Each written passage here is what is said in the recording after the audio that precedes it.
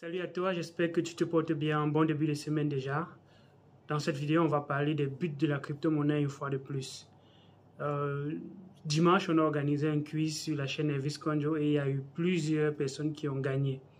Si on était dans un système classique, imaginez-vous comment est-ce qu'on devait faire pour envoyer l'argent à tous les gagnants.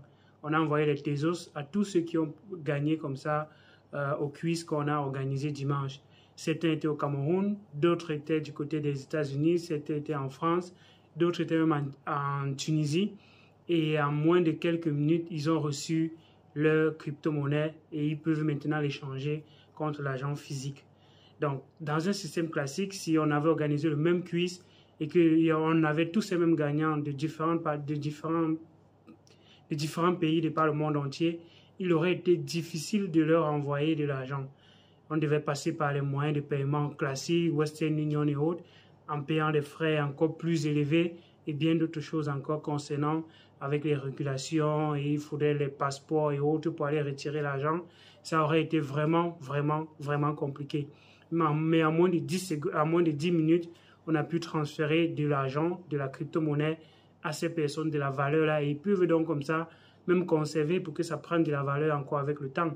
Parce que dès l'instant où j'ai envoyé et l'instant d'après, peut-être la crypto-monnaie a pris de la valeur ou bien comme ça peut-être aussi perdu de la valeur. Mais ça n'a pas changé en fait le fait qu'ils ont reçu quelque chose instantanément. Et c'est ce qu'on veut aller, c'est là où on veut aller avec les crypto-monnaies. On veut aller vers un système où on puisse s'échanger de la valeur instantanément, sans régulation, sans être comme ça stoppé à un moment donné parce qu'il y a telle banque qui demande ci, il y a telle personne de l'autre côté qui demande ça.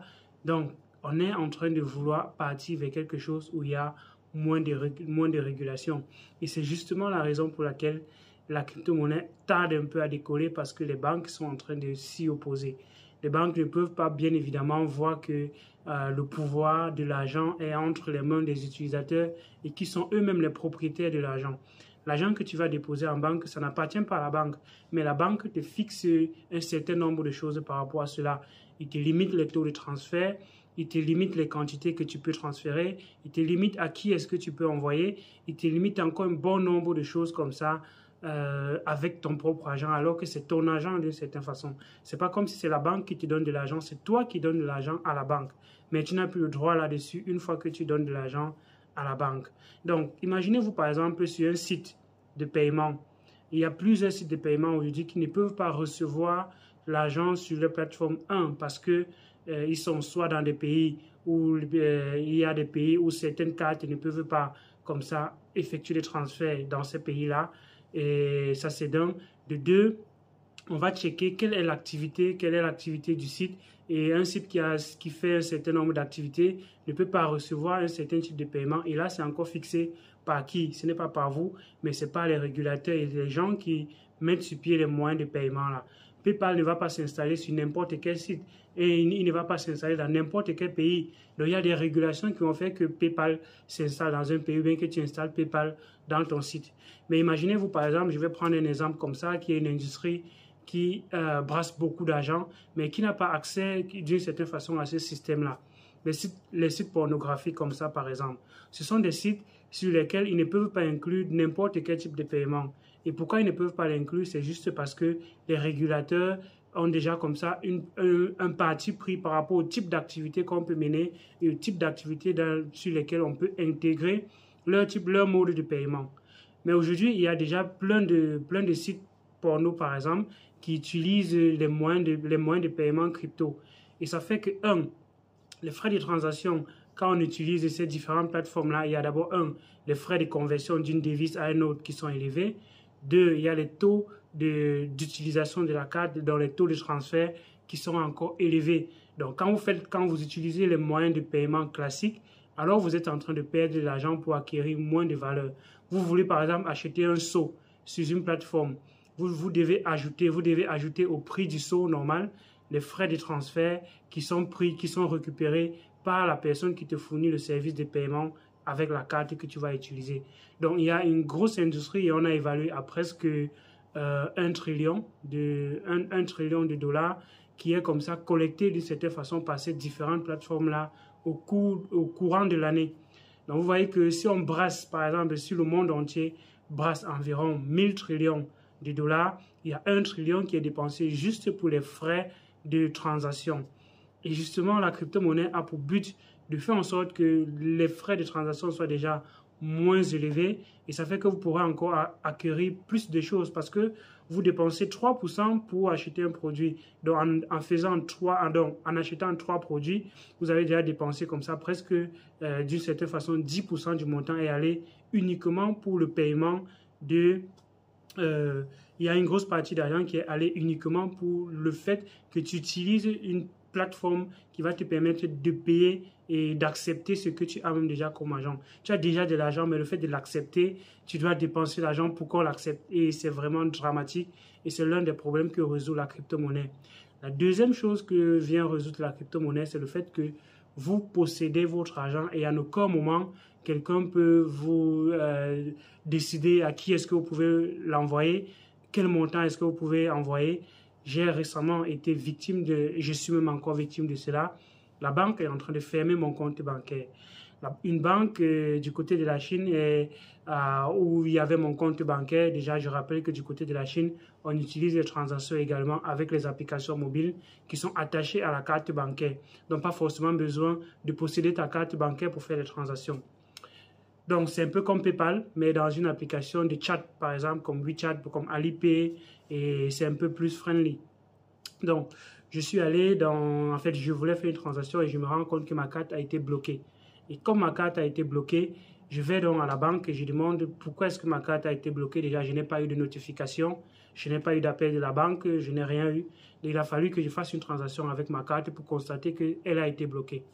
Donc, quand je vais à la banque, il y avait déjà, je n'avais pas mis mon passeport à jour, mais ce n'était pas un problème parce que je continuais d'utiliser ma carte jusque-là. Donc, ils m'ont dit que, en fait, ils sont en train de fermer mon compte dans cette banque et que je dois venir retirer mes fonds de cette banque-là pour pouvoir transférer dans n'importe quelle autre banque, mais que dorénavant, les étrangers ne pourraient plus utiliser, bien ne pourraient plus avoir de compte dans cette banque-là. Donc, si je n'étais plus en Chine, par exemple, et que je continuais d'utiliser la carte, comment est-ce que cela allait se passer? J'allais être obligé de revenir en Chine et si mon argent était uniquement dans cette banque-là, pendant un bon bout de temps comme ça, je ne pourrais pas avoir accès à mes comptes, à mes fonds. Parce que je rappelle que moi, je ne mets pas tout mon argent dans une banque. Je ne mets pas tout mon argent en banque. Mes investissements sont un peu variés. Ce qui fait que si aujourd'hui une banque décide de fermer, j'aurai juste très peu d'argent dans cette banque-là. Et ça a été le cas. Et c'est le cas avec cette banque parce que présentement, il y a une très faible quantité d'argent qui est déposée dans ce compte-là. Mais une autre chose, c'est que je dois aller dans la banque où j'ai créé le compte pour pouvoir effectuer cette manipulation. Donc, aller avec mon ancien passeport, avec le nouveau passeport et maintenant retirer les fonds pour aller maintenant mettre dans une autre banque qui va me permettre de créer un compte dans cette banque-là. Donc, est-ce que cela aurait été possible avec les crypto-monnaies? Est-ce que quelqu'un pourrait décider comme ça de censurer mon compte, de censurer mon portefeuille et que je ne puisse pas faire des transactions? Je ne pense pas que cela aurait été possible. Mais bon, voilà encore quelque chose, voilà encore des choses qui font en sorte que les personnes sont en train de se tourner majoritairement vers les crypto-monnaies pour éviter de se lever un bon matin et voir les efforts et les économies qu'ils ont consentis, qu'ils ont consacré toute une vie à bâtir, comme ça se volatiliser parce que la banque peut fermer votre compte et la banque peut geler votre compte sur instruction de l'État ou bien s'il y a des enquêtes qui sont en train de se faire d'une certaine façon comme ça. Même si vous n'avez pas été coupable d'une certaine façon, on peut vider votre compte, on peut geler vos comptes. Donc, il y a des banques qui peuvent fermer. Et quand les banques ferment, si vous n'êtes pas dans des pays où il y a un certain minimum de choses, une banque peut fermer et les personnes qui auraient l'argent dans ces banques-là auront perdu de l'argent. Il y a eu plusieurs cas au Cameroun où des banques ont fermé et bien des microfinances et autres ont disparu comme ça avec l'argent de ces utilisateurs. Mais est-ce que ça aurait été possible avec les crypto-monnaies? Non. Du moment où vous avez votre clé privée, alors vous avez vos fonds. toute personne qui a votre clé privée a vos fonds. Si vous confiez votre clé privée à quelqu'un, alors cette personne a vos fonds. Donc, si vous êtes les seuls qui avez votre clé privée, aucune personne ne pourra décider à un moment donné de fermer votre compte, bien de retirer, ou bien de geler votre compte. Ce ne sera pas possible. Alors, plusieurs personnes ont compris cela pendant cette période de coronavirus où il y a des banques dans le monde entier qui sont en train de partir avec des taux d'intérêt négatifs. Quand on dit taux d'intérêt négatif, ça veut dire que vous payez la banque pour que la banque garde votre argent. Et comme les personnes n'ont pas où est-ce qu'ils peuvent garder leur argent en dehors des banques, alors ils sont obligés de payer ces taux d'intérêt négatifs pour louer une sorte d'espace dans une banque pour stocker leur argent. Et c'est vraiment ridicule. Comment est-ce que l'argent peut perdre autant de valeur? Comment est-ce que tu peux tant dépenser pour acquérir quelque chose et ça perd de la valeur? Ça n'a juste pas de sens. Et c'est donc l'un des objectifs qu'il y avait quand Satoshi Nakamoto a créé le Bitcoin en 2008. Bon, 2009, bien évidemment, bien effectivement, c'était dans ce but-là. Le but était que chacun puisse être maître et posséder vraiment ses fonds. Qu'on ne confie plus ses fonds à des institutions en leur donnant tout le pouvoir, d'où le rôle de la décentralisation. Quand on parle de démocratie, c'est le pouvoir du peuple par le peuple. Ça veut dire que c'est le peuple qui a le pouvoir. Alors que quand on donne de l'argent aux institutions, aux banques, alors nous n'avons plus le pouvoir sur notre argent. On transfère comme ça le pouvoir à ces banques-là, à ces institutions, et c'est vraiment dramatique. Donc, je ne suis pas en train de dire que vous devez forcément vous tourner vers les crypto-monnaies et que vous devez tout investir, tout mettre votre argent dans les crypto-monnaies. Ça a effectivement des risques, bien évidemment. Mais ce sont des choses auxquelles vous devez penser. Pensez que si vous vous réveillez demain matin et que là où vous avez déposé votre argent, vous n'avez pas accès, comment est-ce que vous pourrez vivre? Et quand vous allez vous poser des questions de ce genre, alors vous aurez la possibilité de trouver les solutions. Et la crypto-monnaie est donc comme ça une solution qui est proposée à ceux qui voudraient avoir une autre façon de stocker leur argent. J'espère que cette vidéo t'a permis de comprendre même déjà les problèmes de la finance actuelle, les problèmes qu'on a avec les banques actuellement, les problèmes qu'on a avec l'économie actuellement. On est en train de transférer, nous possédons de l'argent, mais on transfère ce pouvoir à d'autres personnes qui après nous imposent un certain nombre de choses avec notre argent, avec nos efforts, notre économie, et c'est juste dramatique. Donc, tu me dis ce que tu penses en commentaire. Est-ce que tu penses qu'il faudrait qu'on shift tout vers les crypto-monnaies ou bien vous pensez que c'est mieux encore d'être dans une banque? Donc, tu me dis ce que tu penses en commentaire. D'ici à là, porte-toi bien. Je vais publier encore régulièrement les vidéos. Je vais sortir un calendrier de publication des vidéos et donc vous saurez effectivement quand est-ce que les vidéos seront publiées à partir de la semaine prochaine. Quels sont les sujets qui seront abordés? Il y aura des lives, bien évidemment, le samedi. Mais le programme, il va arriver et reste donc scotché sur la chaîne pour ne rien rater par ici. Abonne-toi si tu es nouveau et active la cloche de notification pour ne rater aucune de mes vidéos. On parle majoritairement des crypto-monnaies sur la chaîne Elvis Konjo. Faisons grandir la communauté et bon début de semaine à tous. D'ici à là, porte-toi bien et